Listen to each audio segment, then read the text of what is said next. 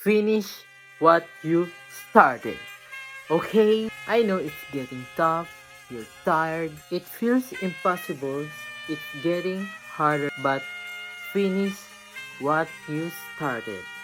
Don't forget why you've been started in the first place, but you must finish what you started.